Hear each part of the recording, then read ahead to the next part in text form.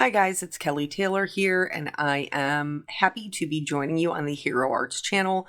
Today we are going to be using the Flower Market Bold prints, as well as the Happy Thanks Stampin' Cut Extra Large for just some fun little watercoloring. So we're going to do it two different ways today, so that way hopefully you have one or the other way to do it. The looks are very similar, and if you like one look more than the other, I can show you how to get whichever one you're going for. So here I'm just going to remove the backer off of my stamp. I'm going to put down my paper into my Misty and then line my stamp up. You can stamp these in black ink or whatever you would like. I'm going to be heat embossing mine today because I really like the look of the white. So I'm going to be using our Unicorn Pigment ink. I treated it with my anti-static tool, and then I'm just going to go through and ink this up with the white. You can also use our clear embossing and watermark ink for this. I just find that I like the way that the white embosses better, even though I'm doing white on white embossing. But if you prefer to stamp it in black, our, it's the intensified black ink is also waterproof, as well as you can use it with alcohol markers, which is actually some of what we're going to be doing today as well. So I just went ahead and stamped that down. I'm only going to show you this one time, but I actually did make two backgrounds using our watercolor paper. So I'm also using our white detail embossing powder. And since this is a full background, like it goes edge to edge on my card, I'm going to sprinkle it down like the first 3/4 of the card, and then I will turn it around to get that last little quarter. You could also hold this with our tweezers, but I find that if I just hold it in my hand and heat emboss one end just till it's smooth and shiny, I can flip it around. And since that is already smooth, shiny, and cooled, I can hold that section of the paper without burning myself to do the rest of the embossing. So just check to make sure it's not hot. It isn't, and then I will be able to finish off the rest of the embossing powder. This is also going to give us, the embossing adds to it because it gives us some raised areas for our watercoloring, for our ink to pool, which can, make more intense areas of color.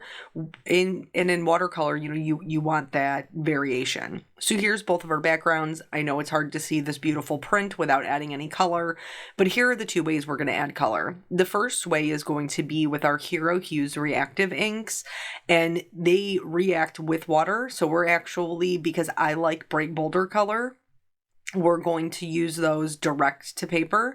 And then the other way we're going to use them is with our liquid watercolor. And I chose to use Mulled Wine, Indigo, Teal, the Brights Purple, and the Brights Pink. Those are part of our neons that we just recently released, and they're gorgeous and perfect for, spring and summer. So here I am literally just going in with the side of my ink pad and putting color down wherever I want. But you do want, when you're picking your colors, you do want to pay attention that you're using colors that work nicely together. So I picked pinks, blues, purples, and the reason that I can get away with using the teal color is because it is more blue than it is green, so it still plays nice with the other colors. And then I'm just going to use a spray bottle, and I'm going to spray that down. I can pick it up, move it, twist it however I like. I do like to kind of let my excess water kind of run off, or you can go in and blot it up with a paper towel or a baby wipe. But watercolor is one of those things that's like, it's ugly until it's not. So you just have to work through this phase. So if you look at yours and you're like, oof, this is not pretty, that's okay. Just let it dry because you'll be surprised. So now for this one, I'm going to spray the paper down first, and then I'm going to go in and I'm just going to drop in some of these watercolors because our liquid colors are super pigmented. They're very concentrated. This background is going to be a bit darker or a bit more intense. Doing it this way, you certainly could go in, with a paintbrush and do this. And that way you could control the intensity of the color with how much you're picking up onto your paintbrush. But I like intense color, and I wanted something that was going to kind of be fast and easy. And so that's why I chose to do it this way. But you certainly could do it with a paintbrush and make it a lot lighter. So here I'm just adding more water to get that pigment moving, and then I'm going to grab a paintbrush to further just kind of help it along. I drastically underestimated the boldness of that teal. Like, it just kind of took over the whole card, and sometimes that happens. It's no big deal. So once I kind of absorb the excess water, I'm going to go back in with some other colors so that my whole background isn't teal. So I went back in with those brights pink and those brights purples and added some of those back in to break up that teal, as well as the indigo. I did not go back in and add any more mulled wine. So again, I'm just going to kind of move this around with my paintbrush until I'm happy with the way that it's looking. And you can see the one that we did previously with the reactive inks is up there drying. And the thing about watercolors is they do get lighter as they dry. That's just the nature of them. So here I definitely wanted my color to be a bit more bold. So now that it is mostly dry, it doesn't have to be 100% dry, but it should be mostly dry. I am going to go back in with my inks and do another layer. So just so that my color is a little bit more intense. But you could definitely leave it soft. We're into springtime, which is a lot of pastels. And so if that's the vibe that you're feeling, you absolutely could leave it soft. But because I like bold color, I decided to do it a second time. And you can do this, build up your layers until you're happy with it. Conversely, if after you put it down, you spray it and you're like, oh, this is too much, you can absolutely go back in with a paper towel or a baby wipe and blot some of that color up, and that will make it soft again. So it is a really forgiving medium, which I always appreciate, especially when you're just trying to, kind of play around and see what it is that you like while you're learning. It's nice that your practice piece will still be very pretty. So here I'm just going in and, just like I, had said before, blotting up a little bit of the excess water. You can leave that in there, but it's entirely up to you. So here we have the reactive inks on the right, the watercolors on the left, and before they dry, I am going to go in with a little bit of our shimmer spray. You can use this on this type of card one of two ways. You can go in while it's still wet, and then the shimmer will pool out into the wet water, or you can do it after it's dry and it'll add shimmer droplets, whichever look that you're more interested in. So at this point, I like to let mine air dry, which is what I did for the majority of it. I would say these are 90% dry. They were just a little cool to the touch, which means that they are still wet. So before I went on to the next step, I wanted to make sure they were completely dry. If you notice that you have any areas where maybe your ink is sitting on top of your embossing and you want to clean that up, you can just take a damp rag or a slightly damp baby wipe. You don't want a full wet baby wipe. You'll remove your color. But just one that's kind of slightly damp, and you can just kind of buff off that portion on the top. These backgrounds are beautiful as is. You do not need to do this next step. But again, how many times am I going to say I like bold color? I like a lot of contrast and I like a lot of dimension in my cards. And I like combining my mediums. I like the look that it gives. So because we have this watercolor that's like our underpainting, going in with alcohol markers over top of it, alcohol markers are transparent. And so it leaves the underlayer there. The watercolor that we've already put down will add so much to what we're all, like the color that we're going to put on top of it with the markers.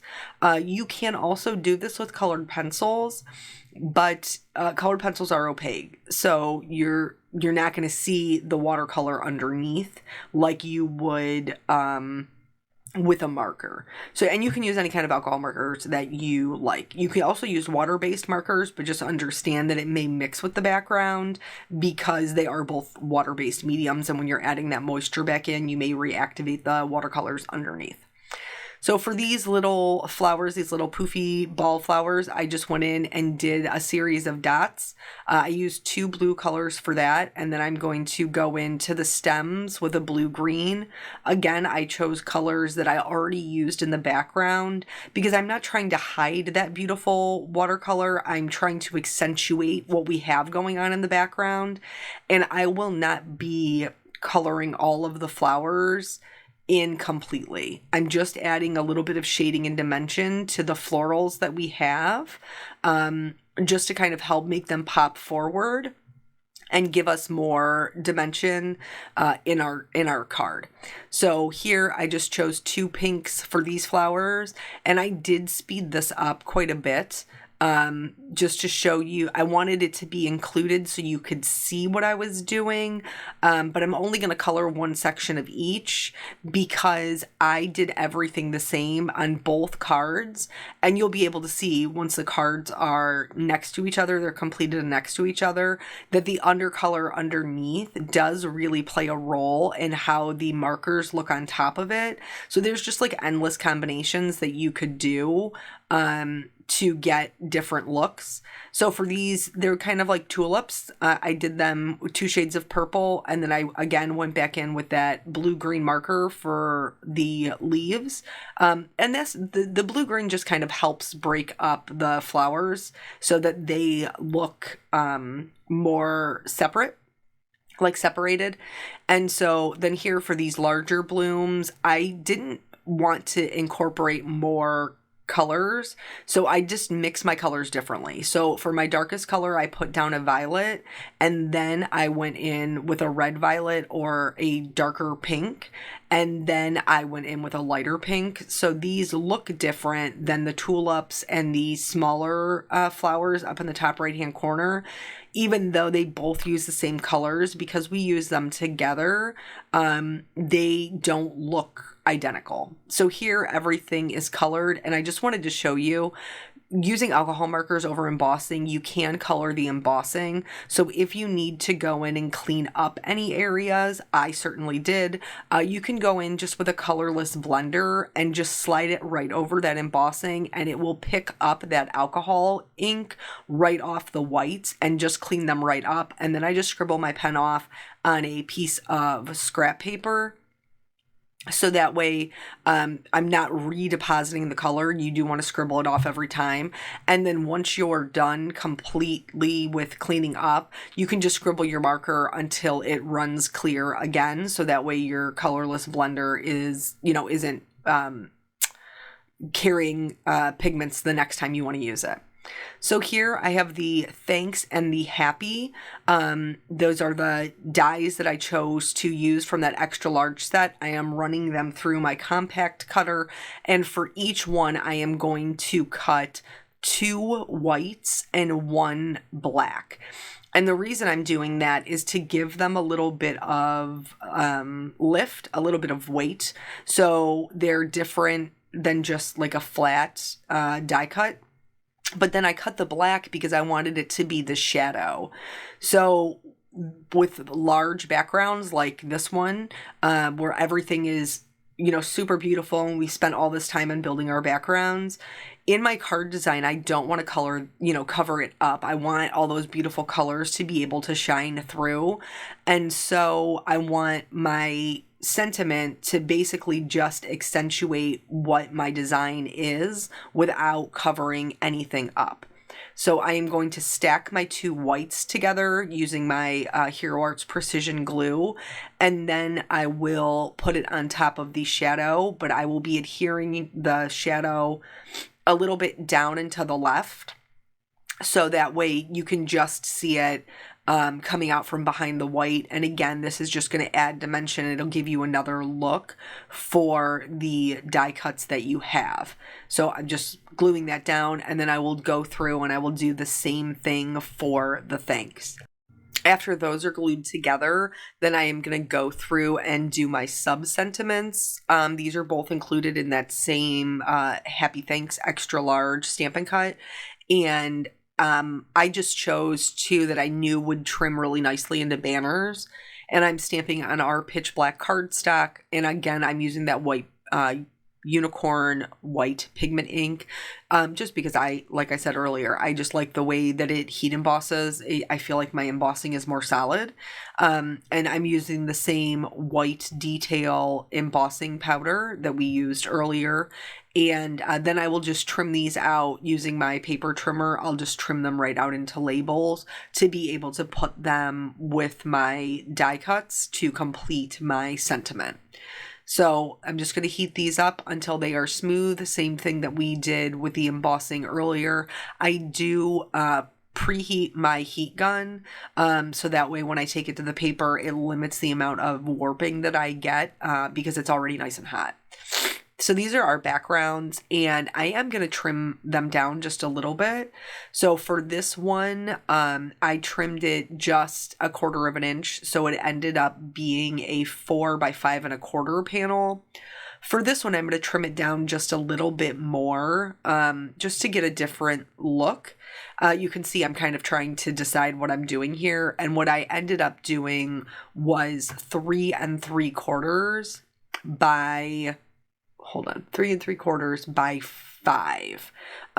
So that way we have just a little bit more of a, it's a little bit smaller, and I could give it a black matte to tie in my black sentiment. So here for my panels, and this is true of both of them, I popped them up with some foam tape. Now this foam tape is particularly sticky, so I like to put the Hero Arts Precision Glue on the back of it, so just right on the foam adhesive. So that way it gives me a little bit of wiggle room when I'm adhering it down so that it doesn't just stick immediately, and then if I need to pull it up to adjust it, I would be ripping my white cardstock. So I don't want to do that. That is why I use the liquid glue, because you can see here, and I left it in for a reason. You can see how many times I go to pick it up and then I have to pull it back up because I'm not straight or I'm too far left or whichever it is. And that liquid glue gives me that leeway to be able to do that, even with a foam adhesive. So now that I have it lined up, I'm going to go ahead and push it down firmly. And then since I already have the dimension with the background piece being popped up, I'm not going to pop up any part of my sentiments. I'm just going to hear them down with the precision liquid glue, and I'm just going right in the kind of top center. And so that thanks pops off really nicely, that white off of our background. And then I will just adhere the for being a great friend, thanks for being a great friend, right underneath that. So if you didn't want to do the foam to the backgrounds, you certainly could pop up your sentiments for a little added dimension without having to pop up the whole piece. I like the whole piece popped up, but you do whatever makes your heart happy. So now that one is done. I just, for the other one, I did the same exact thing. I just added a black matte. And then I like a little bit of glitter. So I used our Sparkle Clear lacquer to just add some glitter to some of the flowers, to the flower centers of the larger flowers. And I just kind of dotted it on there to fill in the centers. And then I'm also going to be using our Hero Pearls in the pewter, which is a really nice, I thought it would complement the black really nicely. And so I like to start mine on a scrap piece of paper to make sure that I'm getting good consistent dots. And then I will take it to my project. And then this is both cards. I know it's hard to see those pearls on the camera, but in real life you can see them. So that's it. I hope that this inspires you to kind of watercolor one way or another. It's a lot of fun, and the colors are always different. You never get two cards that are the same. So thank you guys so much for joining me. I appreciate your time, and I will catch you on the next video. Bye.